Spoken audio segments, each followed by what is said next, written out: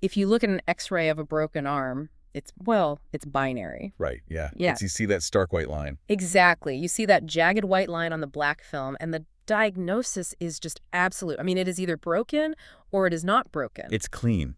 It's totally observable. Clean, observable, and honestly, it's deeply comforting. Like, we humans just love things that can be neatly categorized into these boxes of, healthy and sick. We want to point at the problem and say, there it is, now fix it. We really do crave that mechanical certainty. We want the human body, and especially the human mind, to operate like a car engine. Yeah, like swapping out a part. Exactly. If it's making a strange noise, you just find the worn-out belt, replace it, and the system goes back to functioning perfectly. But the reality of human consciousness simply refuses to cooperate with that mechanical worldview. And that is exactly where we are going today on this deep dive. We are stepping into a diagnostic landscape where that X-ray machine is completely useless. Totally useless, yeah. We're looking at severe mental illness, specifically the intersection of neurodevelopment and profound trauma. And we're going to explore a premise that entirely flips the script on how we view one of the most misunderstood, stigmatized psychological states in human existence. It's a massive shift. It is. I mean, what if a psychotic breakdown isn't just the mind shattering into pieces, but the mind desperately, creatively trying to save its own life? Which is such a profound paradigm shift. And to explore this, we are diving into a truly fascinating, incredibly dense text titled Psychoticism and the Meditation of a Lifetime by Joanne J. A. Wickmans. Yeah, and what sets the source material apart is just its sheer scope. Exactly. This isn't some sterile clinical textbook written from the safe distance of an observation room.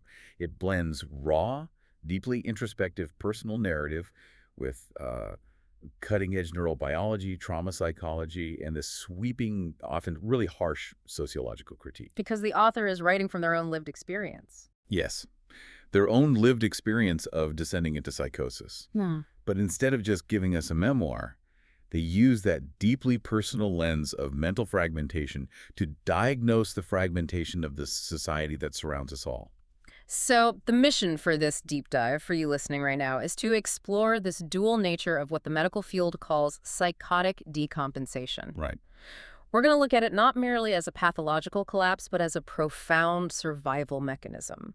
We'll trace this concept from the microscopic, invisible level of individual brain chemistry all the way up through the macroscopic structures of our modern world. Which gets wild. It gets so wild. We're going to look at how trauma shapes artificial intelligence, digital surveillance, and even the geopolitical architecture of the European Union. The overarching goal here is to connect those dots. I mean, the author argues that these survival mechanisms a single traumatized mind uses to cope with unbearable pain actually mirror the mechanisms that modern society uses to maintain control over its citizens.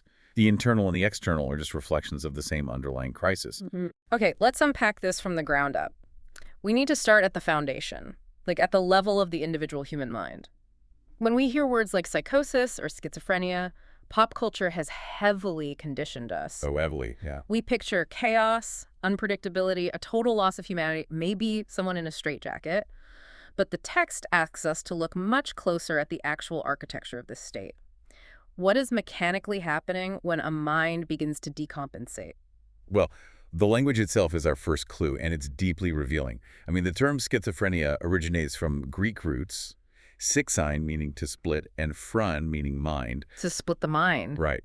Now, for decades, popular media completely butchered this translation, leading the general public to confuse it with dissociative identity disorder or, multiple personalities. Right, the whole Jekyll and Hyde thing. Exactly.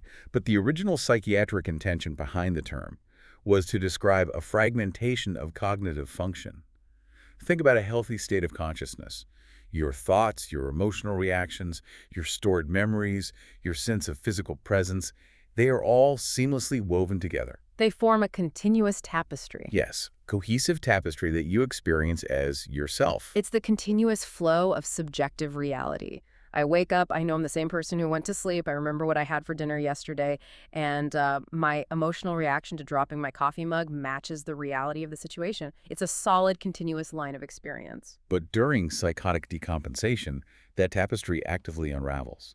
The automatic integration of those mental functions breaks down. And in contemporary trauma psychology, the mechanism underlying this is referred to as structural dissociation. Structural dissociation. And this doesn't happen in a vacuum, right? No, not at all. When a human being, particularly a developing child, faces intense, unbearable traumatic stress, and we are talking about prolonged, unprocessed trauma where there is no escape, the mind's capacity to hold itself together as a single, unified entity simply gives out. Wow. The psyche is facing a tidal wave of psychic pain or absolute terror. So as a last-ditch defense to prevent the entire system from being destroyed, the mind splinters into compartments. It's like a quarantine protocol. If you are on a submarine and the hull breaches, you don't just let the water rush through the whole ship. Right. You slam the heavy blast doors shut to isolate the flooded compartment. You sacrifice a piece of the ship so the whole thing doesn't sink to the bottom of the ocean. That's a highly accurate way to frame it. The text uses this haunting phrase to describe the internal experience of this quarantine protocol. The author calls it an Alzheimer's of consciousness. Oh, wow. Alzheimer's of consciousness. Yeah, because in dementia, we see the physical destruction of the continuity of memory. In psychotic decompensation, we see the destruction of the continuity of awareness itself. One part of the mind may literally no longer recognize, communicate with, or integrate with another part. That's terrifying. But the crucial pivot in the author's thesis is that this fracturing should not be viewed purely as brain damage. It's an active, desperate survival strategy. By breaking into smaller, isolated pieces, the mind ensures that no single part of the self is completely engulfed by the trauma. The core soul retreats, dividing itself, hiding its most wounded, vulnerable parts in locked rooms of the psyche. I picture it like dropping a mirror on a concrete floor. It shatters into dozens of jagged little pieces. Now, every single fragment on that floor still reflects light. Every piece still reflects a part of reality. If you pick up one shard, you might see your eye, and another, you see the ceiling. Right, but the cohesion is gone. Exactly. The cohesive whole, the single integrated reflection of your face is gone. You exist, but you are in pieces. And once that mirror is shattered, the consensus reality, the world that you and I agree upon, becomes an incredibly dangerous place for those fragments to exist. This is where the text introduces the vital concept of the pseudo-reality. The pseudo-reality. Yes. If the real world is too terrifying, too unpredictable, and saturated with unprocessed pain, the fragmented mind has to build a new world. It constructs an alternate narrative just to have a place to live. But why construct a delusion? I mean, why expend the massive amount of cognitive energy required to hallucinate or build elaborate paranoid conspiracies? To understand that, we have to look at what the real world feels like to someone carrying a massive burden of unhealed trauma. For them, the real world is an anarchic void. It is a place where horrific things happen for absolutely no logical reason, where danger is invisible and could strike from anywhere at any moment. It's just constant threat. Exactly. That level of chronic, faceless dread is biologically unsustainable. You cannot live in a constant state of unnameable panic. So the psyche escapes into a reality of its own making. And even if that pseudo-reality is full of terrifying elements, it has one massive, crucial advantage over the real world. What's it? It follows rules that the person's own mind has created. This brings up a question that I think a lot of people struggle with when they try to understand psychosis. If these hallucinations are survival tools, if your brain is trying to protect you by building a sanctuary, why do these delusions so often manifest as terrifying nightmares? It's a great question. Like, why not hallucinate that you're a billionaire lounging on a private island? Why does the brain choose to believe that the CIA is tracking their dental records or that demons are whispering through the television? The author addresses this directly, and it really comes down to the deep human need for predictability and the illusion of control. Let's go back to that faceless dread. If you have an overwhelming ambient terror left over from horrific childhood abuse, that fear is paralyzing. You can't fight a ghost. Right. You can't outsmart an invisible memory. Yeah. But if your mind takes that ambient terror and crystallizes it into a specific external delusion, say a massive government agency has me under surveillance, it ironically brings a sense of order to the fear. It gives the monster a name and a face. Yes, because a known enemy, even an overwhelmingly powerful one like a government agency, can be strategized against. You can take actions to protect yourself. You can hide your digital footprint. You can search your apartment for hidden cameras. You can try to decode the secret messages the news anchor is sending you. You're doing something about it. Exactly. It takes a frightening, random unpredictability and turns it into a structured puzzle. The individual feels they have agency. They have something to solve. So you are replacing the terrifying randomness of an indifferent universe with a structured narrative. The delusion tells you, I'm not a helpless victim of senseless tragedy. I am the protagonist in a cosmic battle. It gives you a role to play. It gives your suffering meaning. And meaning is what the human mind requires above almost all else. The delusion provides a cognitive framework. It imposes a rigid order on an otherwise chaotic internal experience. Wow. The text emphasizes that these pseudo-realities are elaborate, brilliant coping strategies. They shield the person from having to directly relive the raw, unmitigated horror of their actual reality. The mind makes a subconscious calculation. It is better to live inside a fascinating, deeply frightening fantasy where you are the central character than to be paralyzed by helplessness and pain in the real world. But stepping into that constructed pseudo-reality changes everything. I mean, if you abandon consensus reality, you don't just change the scenery. You change the fundamental physics of how you experience existence. And according to the sources, the most dramatic, disruptive shift is how the shattered mind experiences time. Time is arguably the most fundamental structure we rely upon to navigate our daily lives. We are deeply conditioned to expect it to flow in one direction from the past through the present and into the future. Cause happens first, effect happens second. Right. But when the mind's usual integration breaks down, time stops obeying those linear rules. In psychotic states, the narrative flow of life becomes completely unmoored. The author describes this as operating with a four-dimensional mind. In a normal state, we live in 3 dimensions and move linearly through the 4th dimension of time. But the text suggests that in this state, past, present, and future all mingle together. They bleed into one another. Like watercolors on a wet canvas. You might be walking down a perfectly normal street, and a memory of a traumatic event from 20 years ago doesn't just quietly pop into your head as a memory.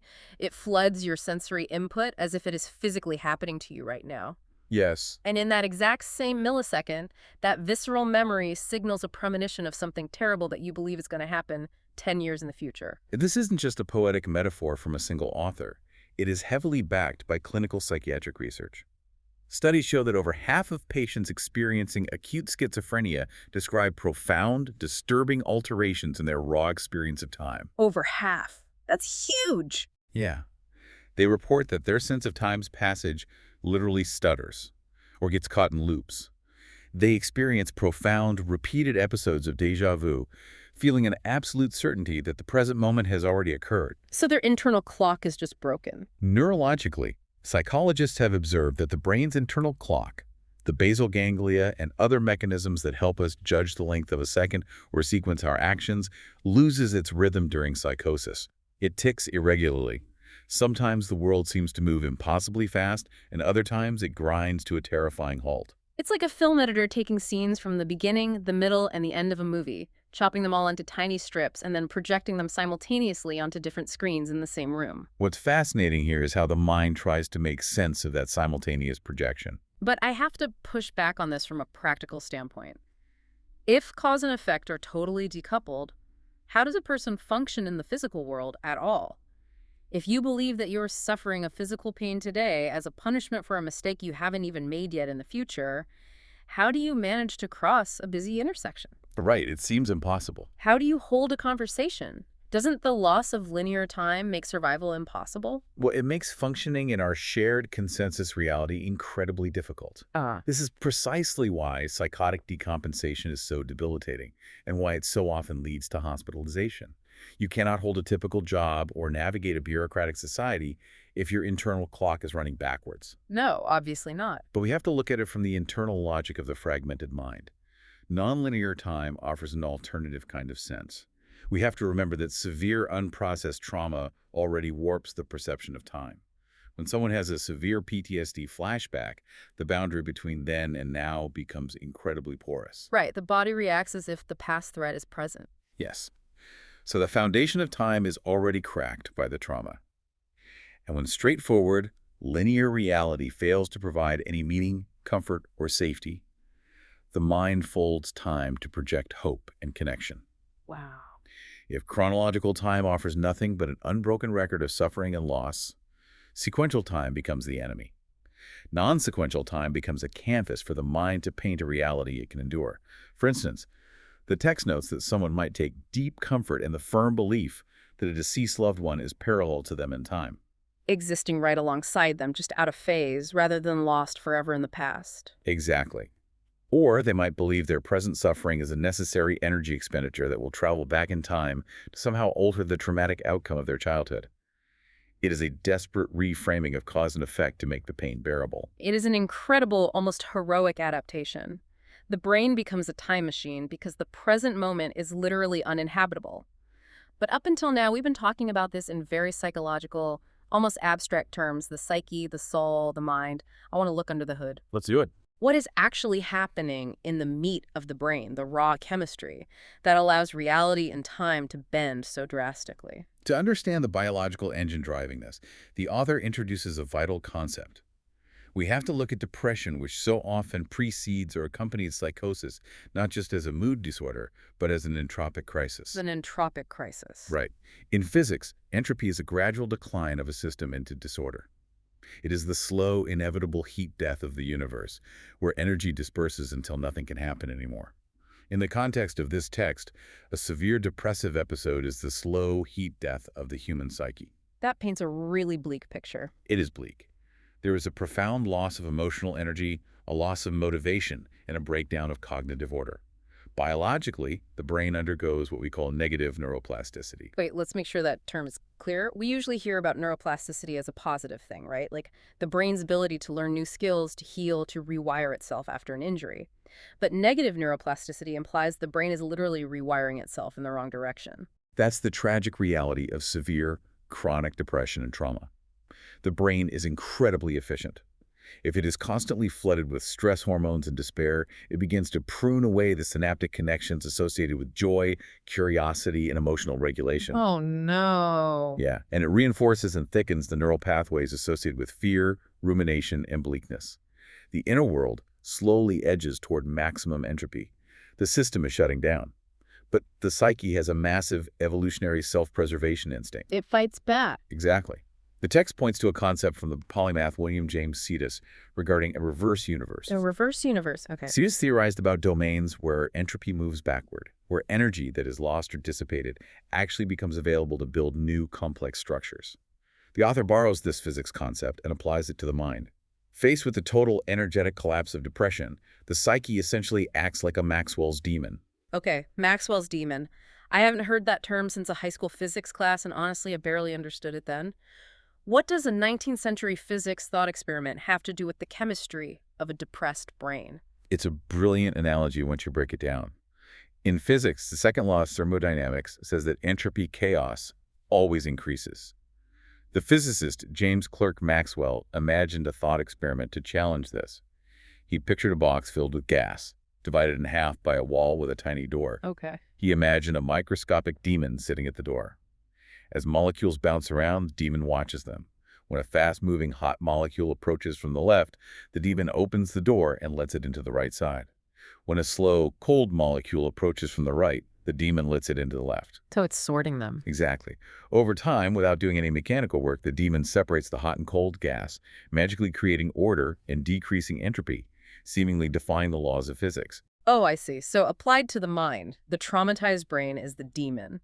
When meaning and motivation hit absolute rock bottom, when the psyche is facing a total entropic heat death, the mind starts sorting through the chaos. Yes. It siphons latent energy scraps of disjointed memory, flashes of pure terror, wild imaginative leaps, and violently forces them together to spark a new semblance of order.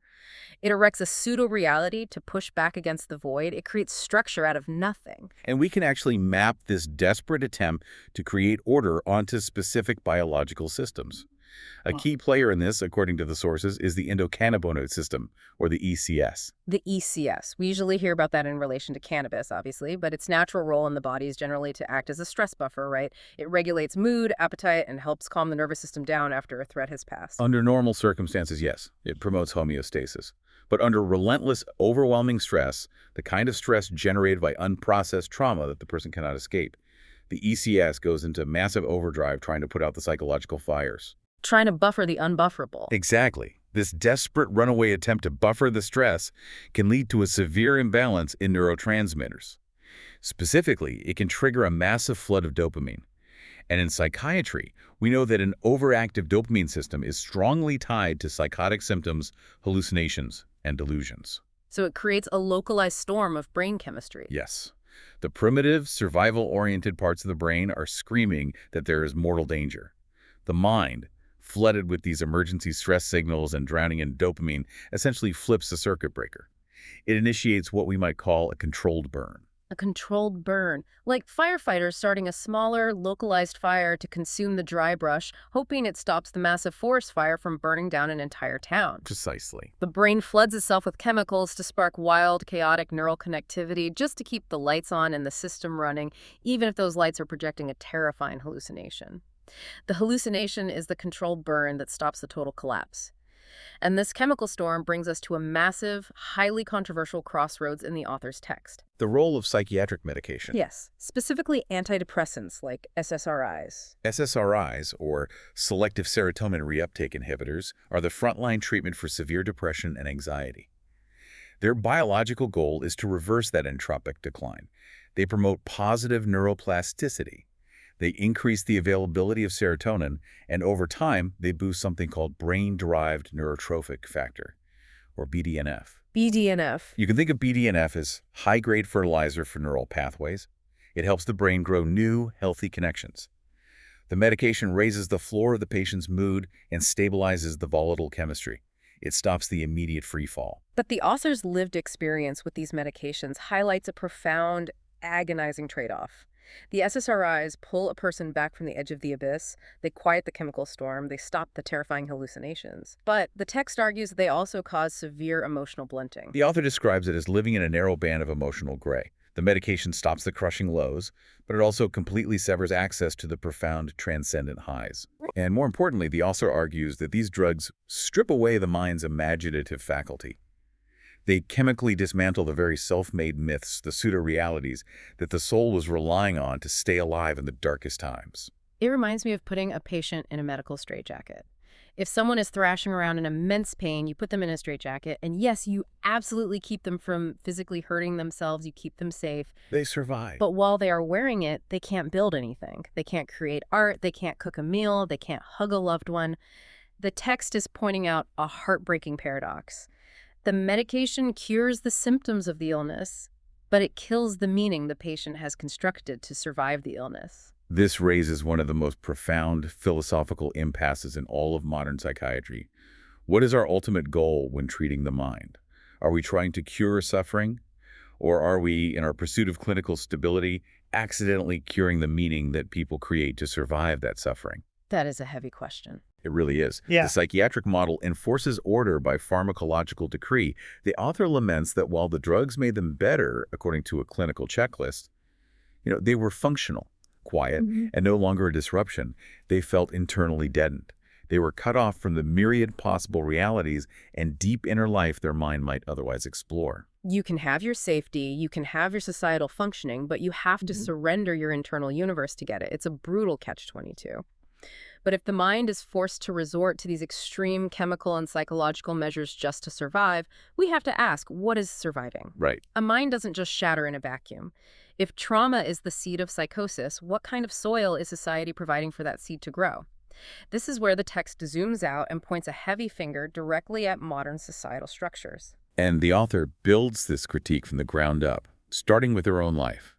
They share their lived experience of carrying profound, invisible wounds from early childhood trauma, and what happened when they entered the world. For over 20 years, the foundational institutions of society, the healthcare system, and the education system completely failed to recognize, let alone address, the root cause of their suffering. Because our systems aren't designed to look for trauma, they're designed to look for compliance. Exactly. So a teacher sees a child who is dissociating or acting out, and they don't see a traumatized human being in pain. They see a disobedient student who is disrupting the lesson plan. A doctor sees a patient experiencing delusions, and they are quick to diagnose a chemical imbalance and prescribe medication to suppress the symptom, but they rarely have the time or the framework to ask, what happened to you to make your mind do this? That systemic blindness creates a profound, corrosive alienation. The individual learns very early on that the institutions designed to protect them do not actually see them. This sparks a tragic, self-reinforcing cycle. Ouch. Well, a traumatized person feels that the consensus world is fundamentally unsafe and indifferent to their pain. So, as we discussed, they retreat into a pseudo-reality for protection. Society looks at this person, sees them acting bizarrely or speaking about realities that don't align with the norm, and society responds with fear and coercion. They use the tools of control: involuntary hospitalization, forced chemical sedation, physical isolation. They treat the suffering person not as a human in need of connection, but as a broken cog that needs to be hammered back into place or removed from the machine entirely. And how does the traumatized person process that reaction? They feel even more alienated. Their underlying belief that the world is a hostile, dangerous place is entirely validated by the authorities locking them up. So feeling betrayed, they retreat even deeper into their delusion. It's a feedback loop. It is. The author suggests that when we look at the bigger picture, severe mental illness can often be seen as a perfectly sane, logical response to an insane, indifferent world. Our society prioritizes conformity, rational economic organization, and continuous productivity above all else. Yeah. Anyone who deviates from that standard mold, anyone whose trauma makes them unproductive, is marginalized. Here's where it gets really interesting. The text goes further than just saying society ignores trauma. It argues that modern society actively pours gasoline on the fire of paranoia. And this is where the connection between the fragmented mind and the modern world gets incredibly sharp. Oh, the digital panopticon. Yes, the digital panopticon, ubiquitous surveillance, massive data tracking, algorithms logging every click. The parallels are stark. Think about the classic paranoid delusion. The patient believes they are constantly being watched, monitored, and analyzed by invisible, powerful forces that want to control their behavior. Historically, psychiatry labeled this a break from reality. But look at the reality we live in right now. We carry smartphones with microphones and GPS trackers in our pockets everywhere we go. We walk past doorbell cameras on every street. It's everywhere. We browse the internet, and targeted algorithms track how many milliseconds we linger on a photograph to build a psychological profile of our desires so they can sell our attention to advertisers. If you suffer a psychotic break and develop a paranoid delusion that an invisible force is watching you, you aren't actually wrong. The structure of the modern digital society provides terrifying pseudo-validation for these delusions. It completely blurs the line between clinical paranoia and objective reality. If you already feel internally unsafe due to severe past trauma, a world of endless cameras, biometric tracking, and predictive algorithms tells you that your hypervigilance is completely justified. The environment reinforces the pathology. If society is actively doing the exact things that the paranoid mind fears, who is really the crazy one? We all just carry these tracking devices, we click accept cookies, and we accept this massive surveillance apparatus as normal and convenient. All right, it's just Tuesday for us. Meanwhile, the person who points out how dystopian and terrifying that is gets labeled insane and medicated. And since we've opened the door to the digital world, we have to look at the macro level. How does artificial intelligence fit into this ecosystem of trauma and control? The text makes a fascinating leap here, arguing that AI functions as a macro-level pseudo-reality manipulating the collective consciousness. The author draws a stunning parallel between individual psychosis and our algorithmic society. Remember how the traumatized mind builds a closed-off pseudo-reality? It does this to feel safe, to establish predictable rules, and to avoid conflicting, painful information from the outside world. Right. The text argues that AI recommendation engines are doing the exact same thing for the entire population. They build self-reinforcing loops of confirmation bias. The algorithm learns what makes you click, what makes you angry, what makes you feel validated, and it aggressively filters out anything that contradicts that worldview. The author uses a specific term for this, right? Epistemological closure. Yes. Epistemology is the study of how we know what constitutes truth. Epistemological closure means that the boundaries of your reality become completely sealed off. Truth is no longer based on a shared, objective reality negotiated with your community. Truth simply becomes whatever the algorithm outputs to your specific feed, because it systematically prevents you from seeing anything else. Let's ground that in everyday life. Imagine a user who clicks on a mildly controversial political video. The AI, whose only goal is to maximize the time that user spends on the platform, realizes that this content generated engagement. So the next video it recommends is slightly more extreme. And the next one. And the next one even more so. Within a few weeks, that user's entire digital world is populated solely by voices reinforcing this one specific extreme narrative. It's like wandering into a house of funhouse mirrors where you only ever see distorted reflections of what you already believe. You forget what the world outside the mirrors looks like. Precisely. The algorithm feeds on our deepest psychological vulnerabilities, our fears, our desire for in-group belonging, and echoes them back to us at scale. Over time, the collective capacity for doubt, for encountering the unknown, and for engaging in good faith debate simply shrinks. It just disappears. And the text notes that the underlying desire to engineer reality isn't entirely new. The author references Edward Bernays. Bernays is a fascinating historical figure. He was the nephew of Sigmund Freud, and in the 1920s, he essentially invented the modern field of public relations. He took his uncle's theories about the subconscious mind and applied them to mass consumerism and politics. Bernays wrote openly about the conscious, intelligent manipulation of the organized habits and opinions of the masses. He believed this invisible manipulation was a necessary element of a democratic society, that a small, invisible government needed to guide the public. What the text argues is that artificial intelligence has taken Bernays' concept of mass manipulation and supercharged it to a degree he could never have imagined. It's on steroids now. It operates continuously at an individual level across billions of people simultaneously. And what makes it so powerful is how quiet it is. It operates through invisible censorship. The text makes a brilliant point.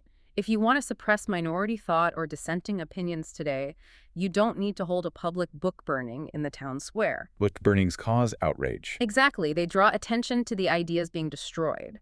Today, you just let the algorithm quietly filter out the dissenting views by categorizing them as low engagement or violating community guidelines.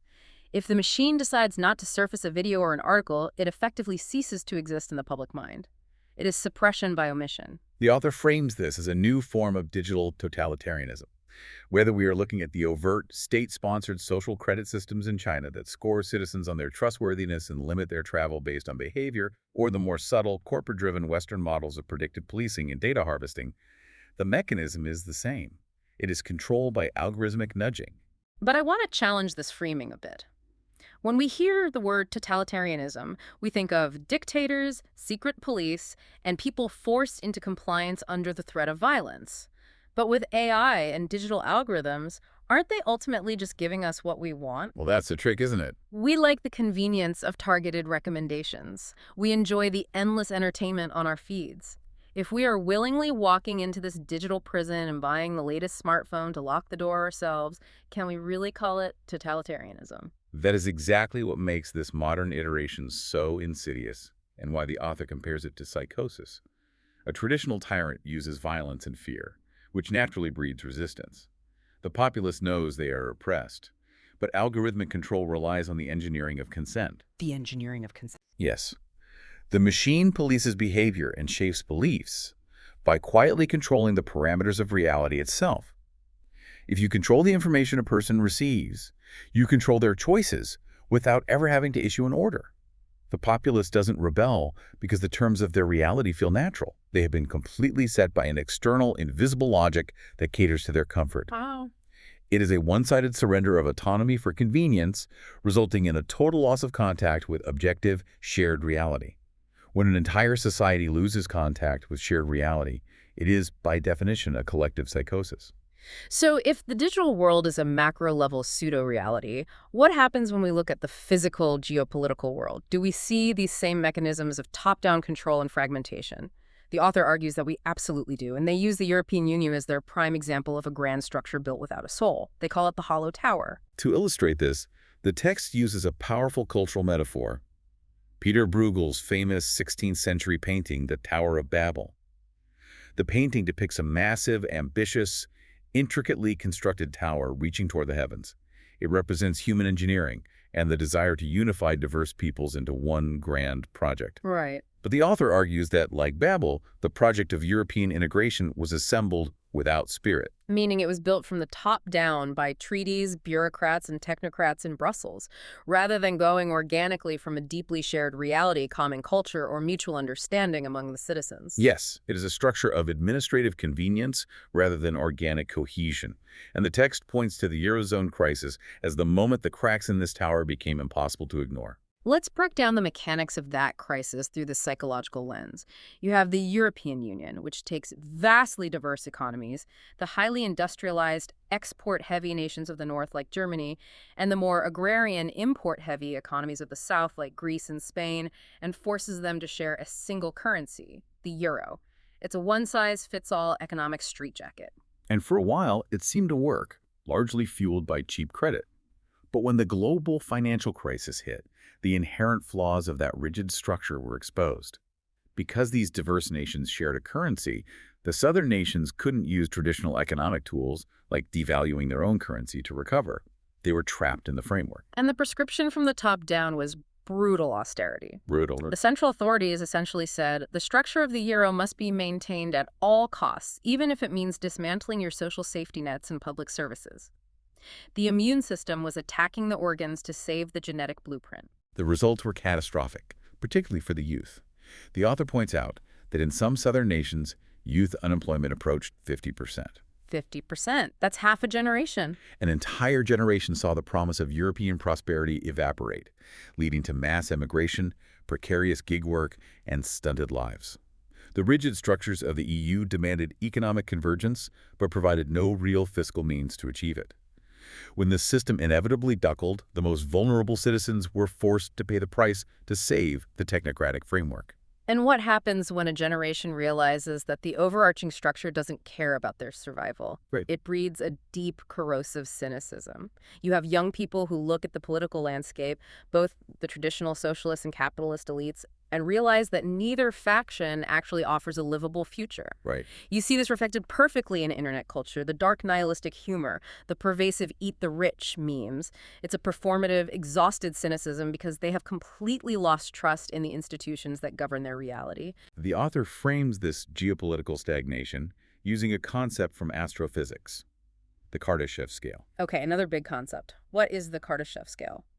It was proposed by a Soviet astronomer in the 1960s as a way to measure a civilization's level of technological advancement based on the amount of energy it can harness. A Type I civilization is one that can utilize all the available energy of its home planet. A Type II harnesses the energy of its star, and so on. And where are we? Currently, humanity is a Type 0 civilization.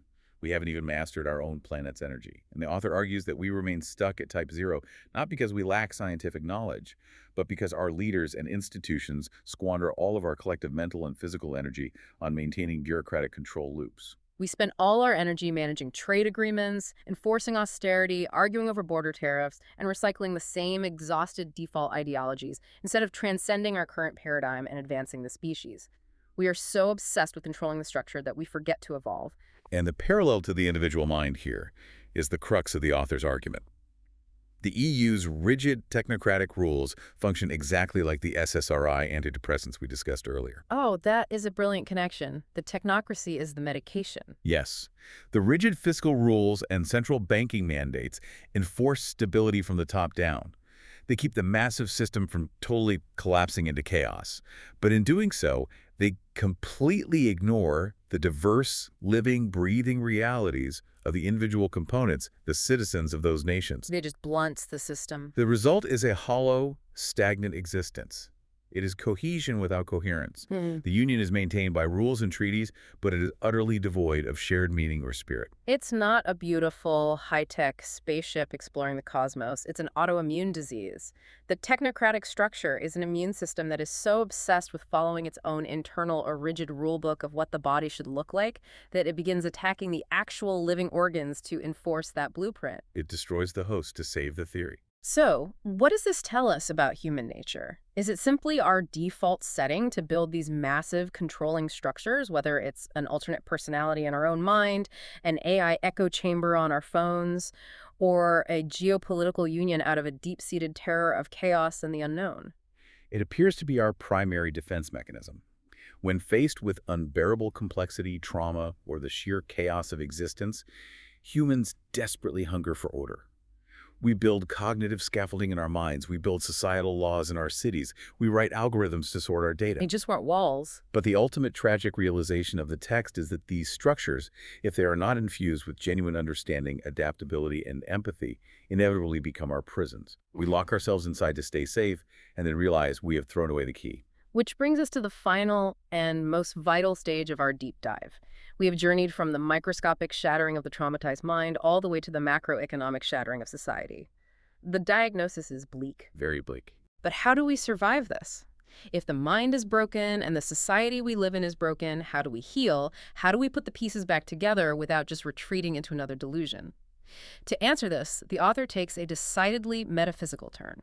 The text looks away from clinical psychiatry and turns toward ancient wisdom and modern physics. It references the Hermetic sages, ancient philosophers who posited the axiom, all is mind.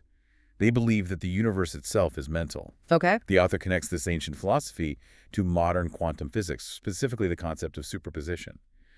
In quantum mechanics, reality at a fundamental level doesn't exist in a fixed objective state until it is observed. It is a matrix of infinite probabilities influenced by the observer. This completely reframes the trauma response of dissociation. If reality is a fluid construct influenced by the mind, then when a traumatized person dissociates, they aren't just breaking down. The author calls it an ontological dispersion. Yes. Ontology is the study of being. When the trauma is too great, you aren't just hiding in a dark closet inside your brain. You are actively dispersing your sense of being, spreading your soul across parallel timelines and alternate probabilities, frantically searching for a narrative where you can survive. Wow. You are generating a cognitive multiverse to escape the singularity of unendurable pain. It is an act of profound, desperate creation. And within this metaphysical framework, the text also addresses the ultimate fear, the concept of death. It views death not as a final, absolute end, but as a transformation of pattern in information.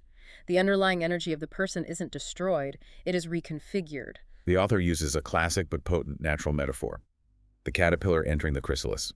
To the caterpillar, the process of dissolving inside the cocoon looks and feels like the absolute end of the world. It's a total structural collapse. Right. But to the butterfly that emerges, that collapse was merely the messy, necessary process of birth. To navigate this terrifying process of transformation, the author breaks down 3 distinct modes of survival that a person might utilize.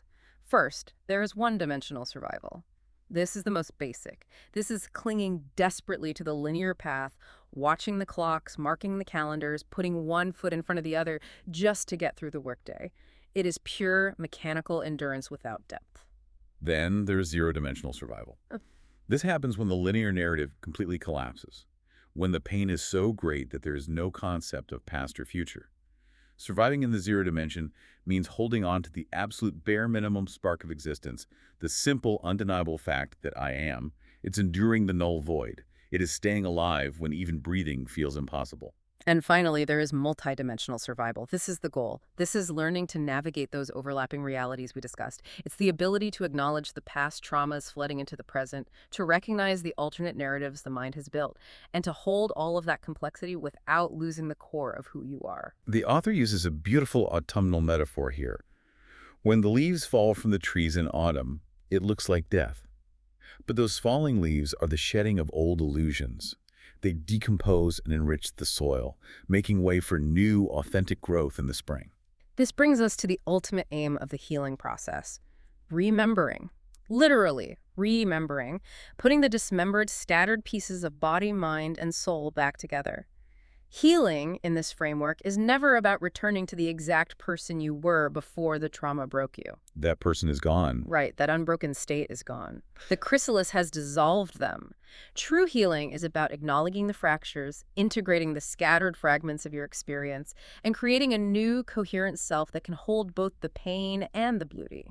It brings us right back to the shattered mirror we talked about at the very beginning of this deep dive. When you are trying to heal, you aren't trying to gather up all the shards of glass, melt them down in a furnace, and manufacture a perfect, seamless new mirror. You will never get that seamless reflection back. No, you won't. Instead, you are taking those jagged, painful pieces, and you are painstakingly making a mosaic.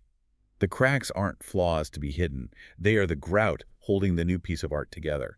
The cracks are part of the art. That's a powerful way to look at it. But on a practical level, how can you, the listener, practice this multidimensional survival in your everyday life? It begins with radical awareness.